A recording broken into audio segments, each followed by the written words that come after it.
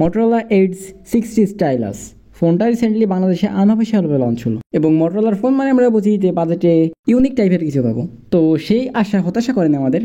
Motorola এই ফোনটি দিচ্ছে স্টাইলাস অর্থাৎ এস পেন সাথে একটা, এর সাথে থাকছে ফোনটি ওয়্যারলেস চার্জিং সাপোর্ট 15 ওয়াটের। তাহলে চলুন কথা না বলে পুরো ভিডিও শুরু করি। তো ভিডিও শুরুতে বলে দেখে আমাদের ভিডিওটা লাইক করে পাশে চ্যানেলটা সাবস্ক্রাইব করে দেবেন। ফার্স্টে যদি কথা বলি ফোনটির ডিজাইনে, তাহলে হ্যাঁ ফোনটির ডিজাইন মটোরোলার অনেক ফোনের সাথে মিল লাগবে, হুবহু ডিজাইন মিলে যাবে। তবে এখানে স্টাইলাসের জন্য দেখতে অনেক সুন্দর লাগছে। আর মটোরোলা যে রেগুলার ডিজাইন সেটাও কিন্তু অনেকের কাছে মোটামুটি ভালোই লাগে, পার্সোনালি আমার কাছেও ভালোই লাগে। ফোনটিতে ডিসপ্লে হিসেবে 6.77 ইঞ্চি একটা এলডিপিও অ্যামোলেড প্যানেল, যেটা 120 hertz refresh rate, HDR10+ support আছে এবং 3000 nits pick brightness. Display fingerprint রয়েছে।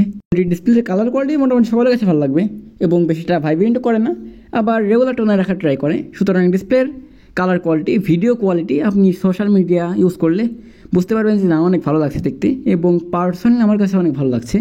যেহেতু ডিসপ্লেটা এলডিপি অ্যামোলেড প্যানেল সেহেতু ভালো লাগারই কথা। ফোনটিতে ক্যামেরা হিসেবে আছে দুটো ক্যামেরা, মেইন ক্যামেরা 50 মেগাপিক্সেল এবং 13 মেগাপিক্সেলের ultra wide sensor, front facing camera 32 মেগাপিক্সেলের। মটোরোলার এই ফোনটি ছবির কোয়ালিটি বাজেটের বাকিবাদ যেগুলো ফোন আছে সেগুলোর সাথে মিল রাখে। ছবিতে হাইলাইট এবং লো লাইট ব্যালেন্স করার ট্রাই করে এবং ম্যাক্সিমাম ক্লিকে ভালো ছবি পাওয়া যায়। ফোনটিতে ভিডিও রেকর্ড করা যায় সর্বোচ্চ 4K 30 FPS।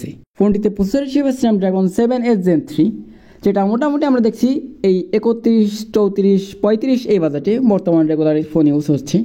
এবং প্রসেসরের পারফরমেন্স যদি বলি তাহলে একদম খারাপ বলা যায় না। এই বাজেটে গেমিংয়ে, মাল্টিটাস্কিংয়ে এবং সকল ক্ষেত্রেই ফোনটি ডিসেন্ট একটা পারফরমেন্স দেয় এবং গেমিংয়ে মোটামুটি ভালোই বলা যায় পারফরমেন্স। ফোনটি দিয়ে পাবজি সর্বোচ্চ 90 FPS প্লে করা যায় এবং ফ্রি ফায়ারের তুলনামূলক অনেক বেটার রেজাল্ট পাওয়া যায় পাবজির থেকে। এবং ফোনটি দ্বারাও অনেক ধরনের গেমগুলো খেলে দেখেছি আমরা। হ্যাঁ ফোনটির গেমিংয়ে ভালোই মোটামুটি পারফরমেন্স দেয়। তবে আপনি যদি জানতে চান যে এই বাজেটে কি এর থেকে বেটার কোনো ডিল নেই প্রসেসর সেকশন, হ্যাঁ তাহলে আমি বলবো হ্যাঁ আছে। 8H Gen 3 একটু বাজেট বাড়ালেই পেয়ে যাবেন 2 থেকে 3 হাজার টাকা, আর 40 যদি করতে পারেন তাহলে 8 Gen 3 পেয়ে যাবেন। ফোনটিতে ব্যাটারি হিসেবে আছে 5000 mAh ব্যাটারি এবং 60 ওয়াটের চার্জার।